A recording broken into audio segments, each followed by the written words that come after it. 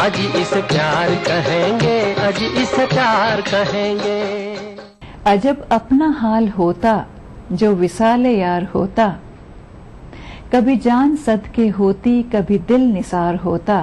ये मजा था दिल लगी का के बराबर आग लगती, तुम्हें करार होता न हमें करार होता।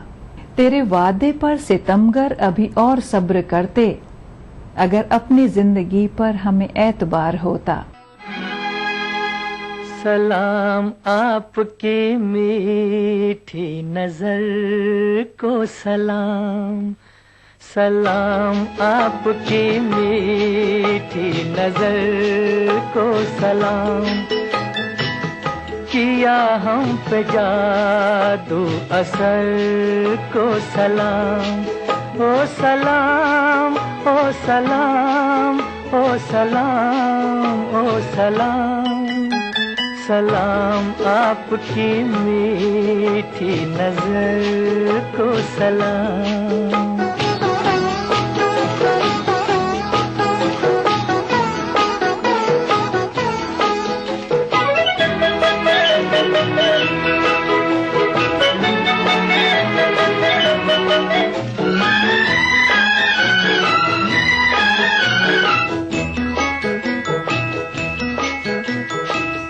खुदा भी ख्यालों में लाया है तुमको, खुद हाथों से अपने बनाया है तुमको।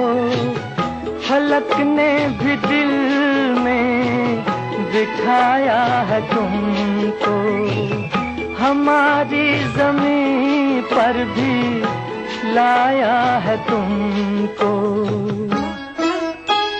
सलाम वो सुनहरी सहर को सलाम। किया हम पे जादू असर को सलाम।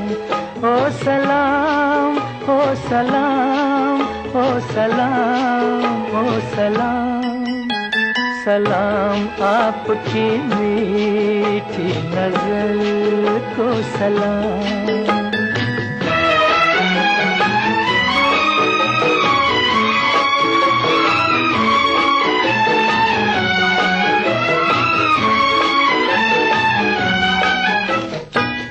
ये भीगा सा मौसम फिजा झूमती है, हवा मेरे दिल को मसलने लगी है।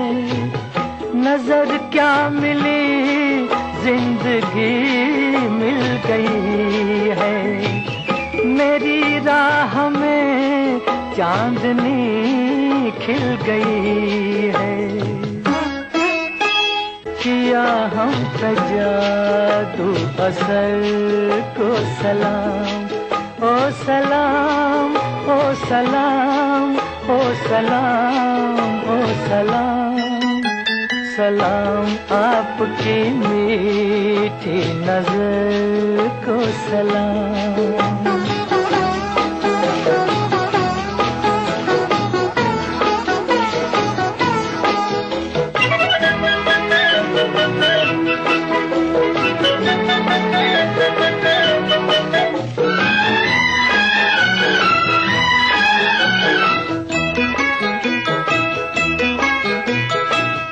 ये जी चाहता है ना जाऊं यहाँ से, ये घर आपका कम नहीं आसमां से। हुआ मैं तुम्हारा और आया कहाँ से, मुझे तो मोहब्बत मिली है यहाँ से। सलाम आपके संग दर को सलाम। किया हम पे जादू असर को सलाम। ओ सलाम ओ सलाम ओ सलाम ओ सलाम। सलाम, आपकी मीठी नजर को सलाम। भूले बिसरे गीत प्रोग्राम के बारे में अगर आपके पास कोई सुझाव हैं या आप अपने पसंद का कोई नगमा सुनना चाहते हैं तो अपना मोबाइल फोन उठाइए और उस पर टाइप कीजिए BBB और अपने सुझाव और पसंदीदा नगमे के साथ हमें भेज दीजिए 56000606 पर। अगर आप हमें लिखना चाहते हैं तो हमारा पता है। उम्मीद करते हैं रोमांस से भरपूर आज का ये सफर आपको पसंद आया होगा। अगले हफ्ते फिर मिलेंगे एक नए सफर के लिए।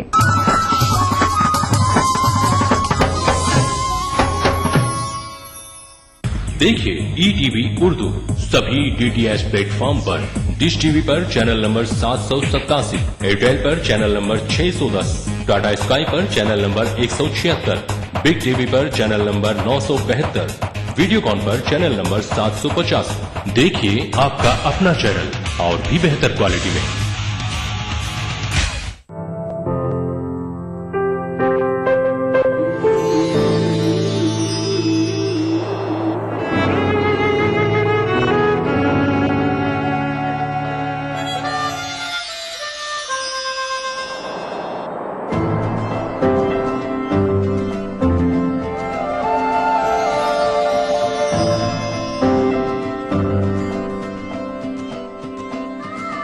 नए एहसासों से जुड़े नए रिश्ते बिखेरेंगे रंग। जिंदगी लाइव सीजन 5 इतवार दोपहर 12 बजे और शनिचर दोपहर 12:30 बजे। खूबी यही नहीं है कि अंदाज़ो नाज हो,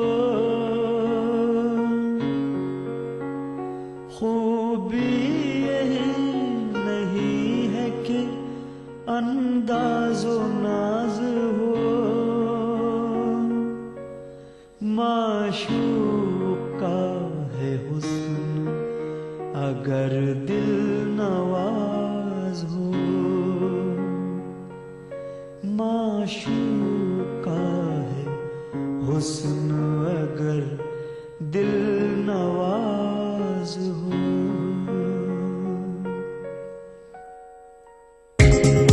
ETV उर्दू पर अगला प्रोग्राम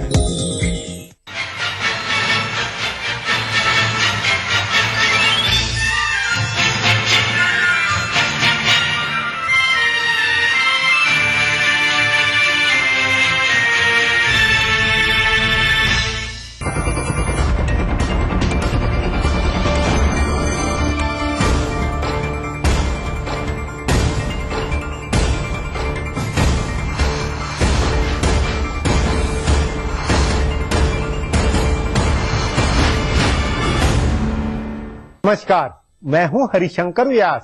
सेंट्रल हॉल में आपका स्वागत है। दिल्ली में अरविंद केजरीवाल की वजह से भाजपा का सत्ता में नहीं आना हकीकत है। कांग्रेस को आपने साफ किया मगर उसने भाजपा का भी बहुमत नहीं होने दिया। अब भाजपा में कहने वाले कह रहे हैं कि दिल्ली में जो हुआ वह अखिल भारतीय स्तर पर नहीं होगा। मतलब नरेंद्र मोदी का क्रेज जस का तस है। दिल्ली में भी आपको वोट देने वालों में से बहुतों ने प्रधानमंत्री के पद के लिए नरेंद्र मोदी के समर्थन की बात कही थी। फिर अरविंद केजरीवाल एंड पार्टी की दिल्ली में सरकार बनने से मुट्ठी खुल गई है। सत्ता में आप पार्टी एक्सपोज हो रही है। 2 महीने में आपका भंडाफोड़ होगा, आपके नेताओं के झगड़े खुलेंगे। शायद ऐसा हो, पर अपना मानना है कि नरेंद्र मोदी का यह बहुत विकट समय है। भाजपा, नरेंद्र मोदी और आरएसएस ने भारत की राजनीति को ऐसे मुकाम पर पहुंचा दिया है जहां सत्ता का कप मुंह तक पहुंचा हुआ है। पर खतरा है कि आप पार्टी उसे खींचने ले। सत्ता की सजी थाली के छीनने और छिटकने का खतरा है।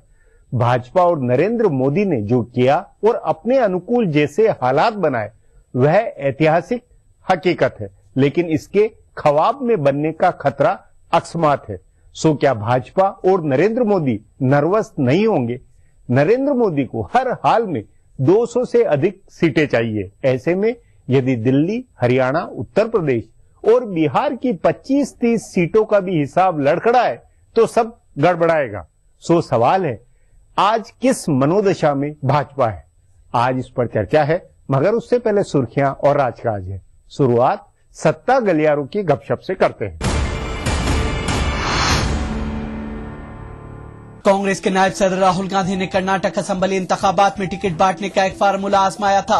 उनके करीबी हलीफ और कांग्रेस में आइंस्टीन कहे जा रहे जनरल सेक्रेटरी मधुसूदन मिस्त्री ने यह फार्मूला तैयार किया था। राहुल गांधी इस फार्मूले को अगले लोकसभा इलेक्शन में आजमाने की तैयारियां कर रहे हैं। उन्हें इस पर पूरा भरोसा है। हालांकि 4 रियासतों के इंतखाबात में यह फार्मूला नहीं चला था। ताहम राहुल की टीम से जुड़े एक करीबी जराये का कहना है कि 4 रियासतों में से सिर्फ छत्तीसगढ़ में फार्मूला आजमाया जा सका था। बाकी 3 रियासतों में कद्दावा लीचान ने आपसी खींचतान में राहुल के फार्मूले को नाकाम किया था। नतीजा सभी के सामने है। चुनांचे राहुल इस बार अपने पुराने लीचान की नहीं सुनेंगे। वो कर्नाटक फार्मूले पर अमल करेंगे। नए और नौजवान लोगों को पार्टी में भी बड़ी जिम्मेदारियां मिलेंगी और उनको ज्यादा से ज्यादा सीटें भी दी जाएंगी। तभी बिल्कुल निचली सतह से टिकट के लिए नाम मंगवाए गए हैं। तहसील, जिला और रियासती सुदूर तीनों की रजामंदी और जवाबदेही को इसमें शामिल किया गया है। उम्मीदवार तय करते वक्त उसकी उम्र, उसकी अहलियत, उसके सियाको सबाक और साफ सुथरी शबीह पर खासा तवज्जो दिया जा रहा है। राहुल के इस फार्मूले पर टिके रहने से टिकट बांटने वाले पुराने लीचान की नींद हराम हुई है।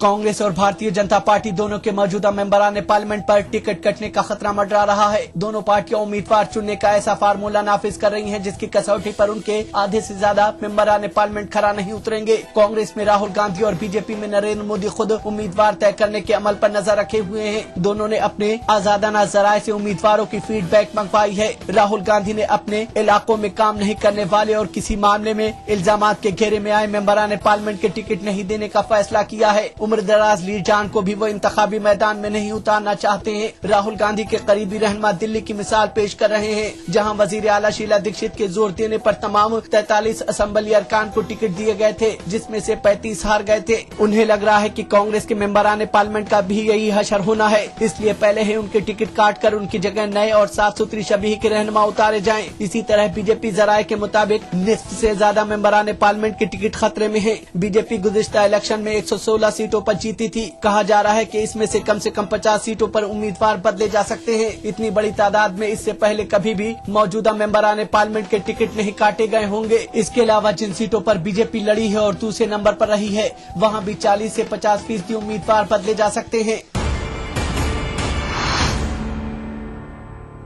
दिल्ली में आम आदमी पार्टी की हुकूमत बनने के बाद मुल्क भर में आप को लेकर जिस तरह का हंगामा मचा है, उससे अगले लोकसभा इलेक्शन में आम आदमी पार्टी बनाम बीजेपी का मुकाबला बनता हुआ दिख रहा है। जिस अंदाज में दूसरी पार्टियों के रहनुमा आप में शामिल हो रहे हैं, उससे मुल्क भर में आपकी लहर बन रही है। ताहम इसमें एक खास ट्रेंड निकल कर आ रहा है। बीजेपी के अलावा दूसरी तमाम सियासी जमातों से रहनुमा आप में जा रहे हैं। महाराष्ट्र में खुद आप लीजान ने कहा है कि कांग्रेस, मनसे, शिवसेना वगैरह के रहनुमा आप में शामिल हो रहे हैं। इसी तरह उत्तर प्रदेश में कांग्रेस, एसपी, बीएसपी वगैरह के लीडजान आप में गए हैं। केरल से लेकर मगरबी बंगाल तक लेफ्ट पार्टियों के लीडजान आप में शामिल हुए हैं। यानी हाशिए पर के लीडजान या अपनी पार्टियों से नाराज लीडजान की पसंद सिर्फ आप है या फिर बीजेपी है। इसी तरह दिल्ली, मुंबई और इन दोनों बड़े शहरों के बड़े इलाकों के इंतखाबात से कबल सर्वे के नतीजों से दिख रहा है कि कांग्रेस तीसरे नंबर की पार्टी बन रही है। इन इलाकों की 21 सीटों में से बीजेपी 1 नंबर पर और आप दूसरे नंबर पर है। इसी तरह इन इलाकों के लोगों ने वजीर आजम के उम्मीदवार के तौर पर भी बीजेपी के नरेंद्र मोदी और आपके अरविंद केजरीवाल को पहले और दूसरे नंबर पर रखा है। राहुल गांधी बहुत दूर तीसरे नंबर पर हैं। कांग्रेसी रहनुमा इसे बड़े शहरों के रुझान बताकर खारिज कर रहे हैं, लेकिन मुल्क के दूसरे इलाकों से भी ऐसे ही इशारे मिल रहे हैं। अब आज की ताजा सुर्खियां हैं। ये लीक से कुछ हटकर है।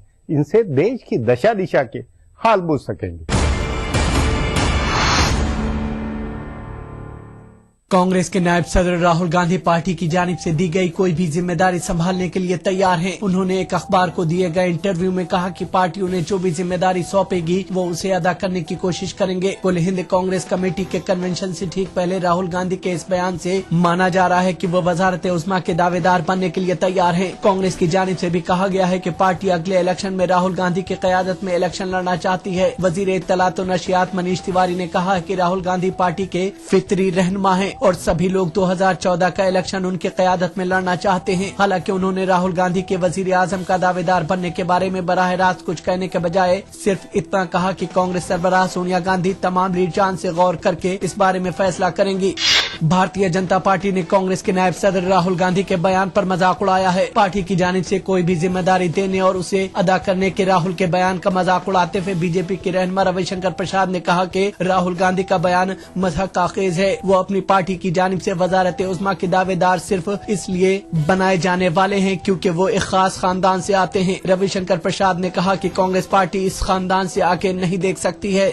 मशहूर फिल्म अदाकार सलमान खान ने बीजेपी के वजारत उज़्मा के दावेदार नरेंद्र मोदी की जमकर तारीफ की। मकर संक्रांति के मौके पर आज दोपहर में सलमान खान ने मोदी के साथ पतंग उड़ाई और सहाफियों से बातचीत करते हुए कहा कि मोदी अजीम रहनुमा हैं। उन्होंने कहा कि वो मोदी से मिलकर बहुत खुश हैं। सलमान ने यह भी कहा कि मुल्क के तमाम वज़राए आला को लोगों का वैसा ही प्यार मिलना चाहिए जैसा मोदी को मिलता है। सलमान ने यह भी कहा कि उन्होंने गुजरात जैसी तरक्की और कहीं नहीं देखी है। वजीर आजम बनने के सवाल पर सलमान ने बराह रास्त मोदी की हिमायत करने के बजाय कहा कि मोदी साहब की तकदीर में जो कुछ लिखा है वो उनको मिलना चाहिए। हालांकि सलमान ने यह भी कहा कि मुंबई में वो अपने इलाके में कांग्रेस के प्रिया दत्त को वोट करते हैं। सलमान के इस बयान पर रद्द अमल जाहिर करते हुए कांग्रेस के राशिद अलवी ने कहा कि सलमान जिसको चाहे हिमायत करें, लेकिन अगर वो गुजरात के फसाद मुतासरा इलाकों में गए होते तो शायद इस तरह का बयान नहीं देते।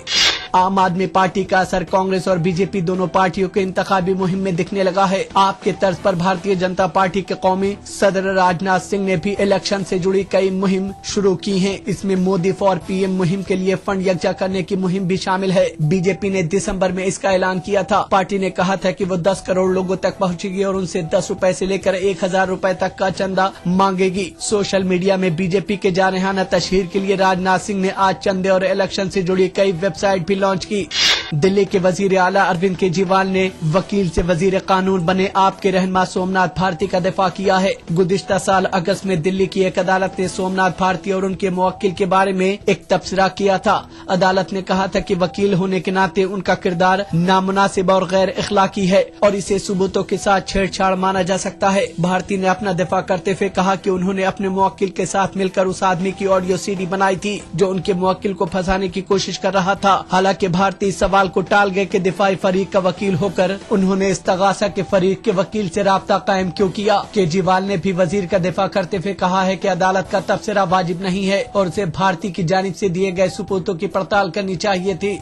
साबिक वजीर दाखिला आर.के. सिंह के खुलासे के बाद मरकजी वजीर दाखिला सुशील कुमार शिंदे भारतीय जनता पार्टी के निशाने पर आ गए हैं। बीजेपी ने इसी बहाने मरकजी हुकूमत पर अक़लियत परस्ती का इल्जाम आयद किया है। बीजेपी की तर्जुमान मीनाक्षी लेखी ने कहा है कि साबिक दाखिला सेक्रेटरी ने बताया है कि कैसे वजारत दाखिला की जानिब से दिल्ली पुलिस पर दबाव डाला जाता था। उन्होंने कहा कि दाखिला सेक्रेटरी ने बताया कि दाऊद इब्राहिम के कहने पर मैच फिक्सिंग में फंसे एक कारोबारी को बचाने के लिए शिंदे ने कहा था। आर.के. सिंह ने यह भी खुलासा किया है कि दिल्ली के थानों में एसएचओ की बहाली के लिए वजीर दाखिला की यहां से पर्चियां भेजी जाती थी। फिलहाल अब एक ब्रेक है, फिर राजकाज की खबर देने वाली बातें होगी।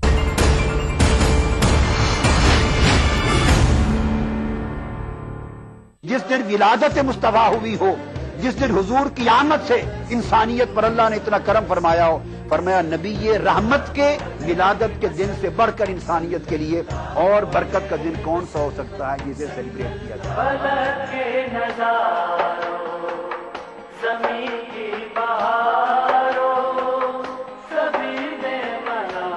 मिलादुन नबी हर पीर से जुमेरात दोपहर 2:30 बजे सिर्फ ईटीवी उर्दू पर।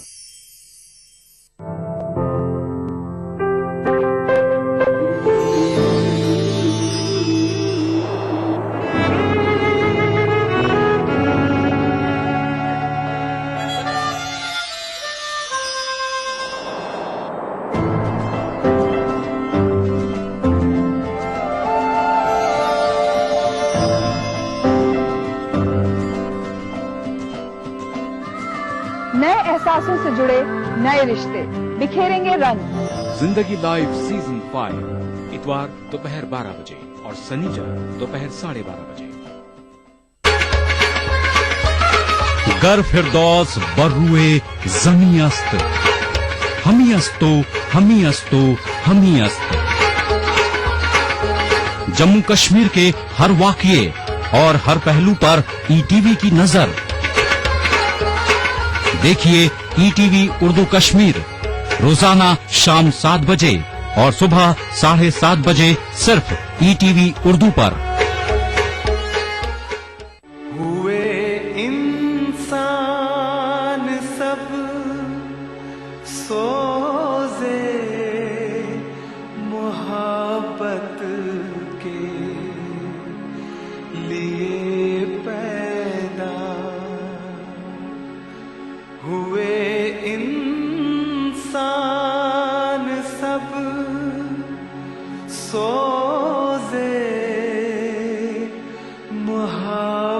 के लिए पैदा फरिश्ता होते गर होते इबादत के लिए पैदा।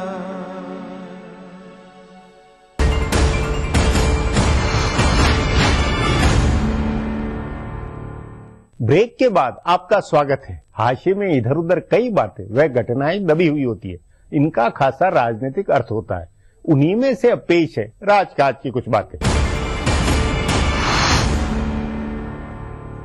3 साल पहले बुराड़ी में कांग्रेस के कन्वेंशन में दिग्विजय सिंह ने एक मिसाल पेश की थी। उन्होंने कहा था कि राजीव गांधी ने उनको और अहमद पटेल को मध्य प्रदेश व गुजरात का सदर बनाया था। तब उन दोनों की उम्र 35 से 36 साल की थी। ये मिसाल देकर उन्होंने राहुल गांधी से कहा था कि वो अपनी टीम लाएं। तब से राहुल गांधी अपनी टीम लाने की कसरत में लगे हुए हैं। तभी से कांग्रेस सरबराह के 10 जनपद रिहाइशगाह से अलग राहुल गांधी के 12 तुगलक लेन की रिहाइशगाह से भी पार्टी का कामकाज होने लगा। लेकिन उसके बाद हुए तमाम अहम इंतखाबात में कांग्रेस पूरी तरह शिकस्त से दो चार हुई। तभी कांग्रेस के कद्दावर रहनुमा ये सवाल पूछने लगे हैं कि आखिर राहुल की नई टीम से क्या कुछ हासिल हुआ है। हालांकि इसके बावजूद दिग्विजय सिंह के मशवरे पर अब भी राहुल 35-36 साल के रियासती सुदूर को तकर्रुर कर रहे हैं। कांग्रेस सरबराह सोनिया गांधी की बेटी प्रियंका गांधी वाड्रा इस बार सिर्फ 2 लोकसभा इंतखाबी हलकों में काम करेंगी। कांग्रेस की जानिब से किए गए इस ऐलान के बहुत खास मायने हैं। इसका मतलब वाज़ेह है कि वो खुद इस बार इलेक्शन नहीं लड़ेंगी और सुल्तानपुर की सीट पर तशहीर के लिए नहीं जाएंगी। और इस तरह कांग्रेस ने राहुल गांधी का एक इकलौती क़यादत का भी ऐलान कर दिया है। पहले प्रियंका गांधी के जिम्मे रायबरेली, अमेठी और सुल्तानपुर तीनों सीटें हुआ करती थीं। गुज़िश्ता असेंबली इंतखाबात में भी उन्होंने इन तीनों लोकसभा सीटों की 15 असेंबली सीटों पर तशहीर का काम संभाला था। लेकिन इस बार सिर्फ रायबरेली और अमेठी में काम करेंगी, क्योंकि सुल्तानपुर सीट से उनके चचेरे भाई वरुण गांधी इलेक्शन लड़ने की तैयारियां कर रहे हैं। इसलिए वहां के कांग्रेस उम्मीदवार की तशहीर में नहीं जाएंगी। भाजपा के लिए अपने प्रभाव क्षेत्र की एक लोकसभा सीट का मतलब है। नरेंद्र मोदी ने दिल्ली की 7 सीटों में जीत का लक्ष्य बनाया था, लेकिन 2 महीने पहले और आज के माहौल में अंतर है। अरविंद केजरीवाल एंड पार्टी की अनहोनी भाजपा को नए सिरे से सोचने के लिए मजबूर करेगी। इस पर आगे चर्चा करें, उससे पहले देखें मेरा ये खुलासा।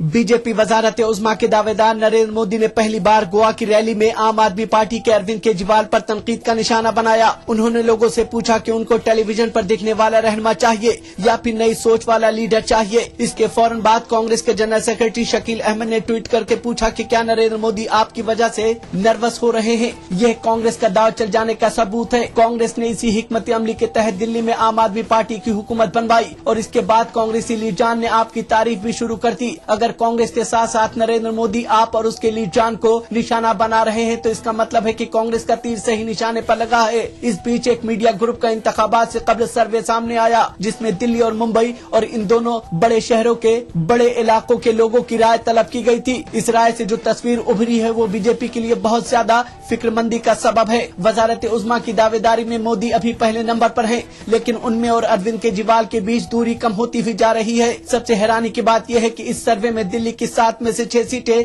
आपको दी गई हैं, जबकि नरेंद्र मोदी और बीजेपी ने दिल्ली की सभी 7 सीटों पर जीत का हदफ तय किया है। अगर दिल्ली में इस तरह के नतीजों का अंदाजा लगाया जा रहा है तो बआसानी दिल्ली और आसपास के इलाकों का अंदाजा भी लगाया जा सकता है। वैसे भी दिल्ली की सियासत का असर हरियाणा, पंजाब, चंडीगढ़ और मगरबी उत्तर प्रदेश के कुछ हिस्सों पर होता है। दिल्ली और आसपास की रियासतों में बीजेपी को बहुत उम्मीदें हैं, लेकिन आपकी वजह से इन इलाकों में हवा बिगड़ती है तो उसका असर बीजेपी के हिसाब किताब पर पड़ेगा। नरेंद्र मोदी को वजीर आजम बनने के लिए 200 से ज्यादा सीटें हासिल करनी होंगी। इस हिसाब में दिल्ली, हरियाणा, पंजाब, छत्तीसगढ़, हिमाचल प्रदेश और उत्तराखंड की 40 सीटों की खास अहमियत होगी। इन रियासतों के अलावा भी जहां बीजेपी को बहुत अच्छे कारकर्दगी की उम्मीद है, वहां भी आपके असर ने बीजेपी लीडर को फिक्रमंदी में मुब्तला कर दिया है। महाराष्ट्र में बीजेपी इस बार बड़ा इत्तेहाद बनाकर उतर रही है। वहां 15 साल से कांग्रेस की क़यादत की हुकूमत है, उसके खिलाफ जबरदस्त एंटी इनकम्बेंसी है। लेकिन बीजेपी लीडर को फिक्र सताने लगी है कि कहीं आपकी वजह से वहां भी दिल्ली वाले नतीजे नतीजे न आ जाएं। अब बीजेपी लीड जान की उम्मीदों की बुनियाद दिल्ली में केजरीवाल हुकूमत के कामकाज और उनकी पार्टी के अंदर की दाखिली खींचतान से जुड़ा हुआ है। बीजेपी के कुछ लीड जान मान रहे हैं कि दिल्ली में कांग्रेस की हिमायत से हुकूमत बनाकर केजरीवाल ने अपने आप को कांग्रेस की बी टीम साबित कर दिया है। इससे उनके तई हमदर्दी रखने वाले मोदी हामी वापस बीजेपी के खेमे में लौटेंगे। ये पैगाम फैलाया जाएगा कि आपको वोट देने का मतलब है कांग्रेस को वोट देना। दूसरे अगले 2-3 महीने में केजरीवाल के इंतजामी सलाहियत की भी पोल खुल जाएगी। तीसरी उम्मीद ये है कि आपके अंदर कई अलग अलग नजरियात के लोगों के आने से उनका दाखिली झगड़ा बढ़ेगा, जिसकी वजह से आप सिमटेगी। अब एक ब्रेक है, उसके बाद भाजपा पर आपके असर की चर्चा करेंगे।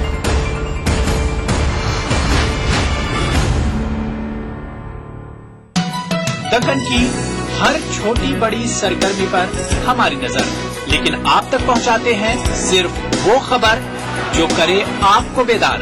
सियासत के गलियारों से रोजमर्रा की जिंदगी, दक्कन के गोशे गोशे से आप तक खबरें पहुंचाता दक्कननामा, रोजाना शाम 6:30 बजे।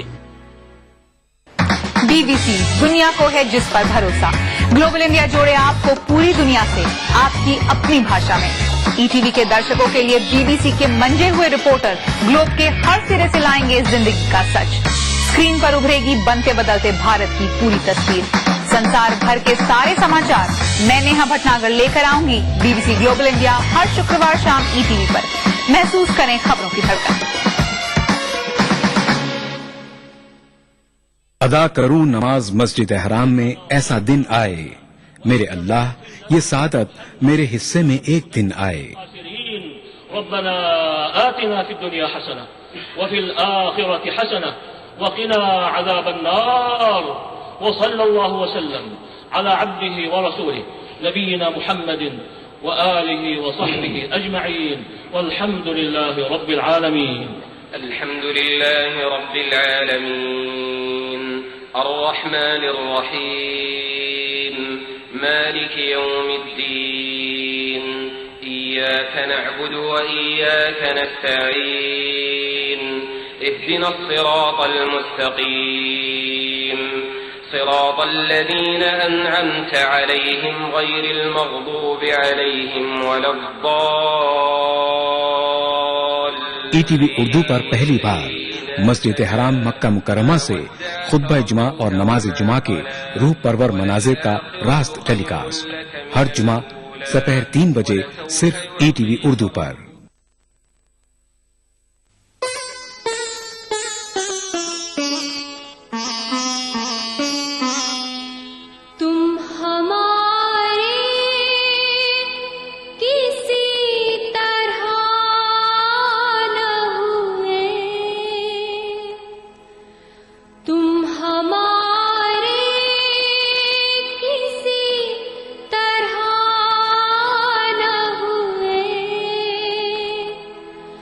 वरना दुनिया में क्या नहीं होता,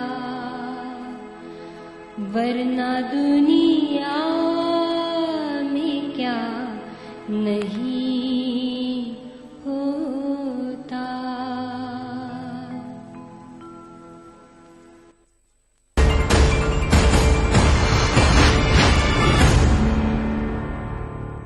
नरेंद्र मोदी का जादू अकल्पनीय है। पूरे देश में उनका जलवा बना, कांग्रेस की नींद उड़ी, पर अचानक केजरीवाल एंड पार्टी छा गई। सारा सियासी हिसाब, मूड और मनोविज्ञान बदला है।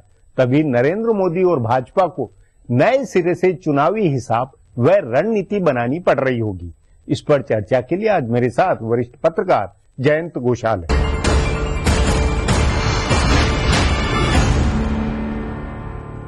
जयंत जी, अरविंद केजरीवाल और आपकी परिघटना के बाद में जिस तरह का उनका हल्ला हो रहा, उससे नरेंद्र मोदी और भाजपा दोनों के अंदर किस तरह की सोच है? वो कोई बेफिक्र है या चिंता में है? देखिए, जब चुनाव आ जाते हैं ना, तब लड़ाई जब शुरू हो जाते हैं तो हर दिन हर पल स्ट्रैटेजी बदलता है और चिंता, नई नई विचार आते हैं जी। तो ये भी एक कुरुक्षेत्र है। जिस समय केजरीवाल अभी कुछ दिन पहले भी जो चिंता नहीं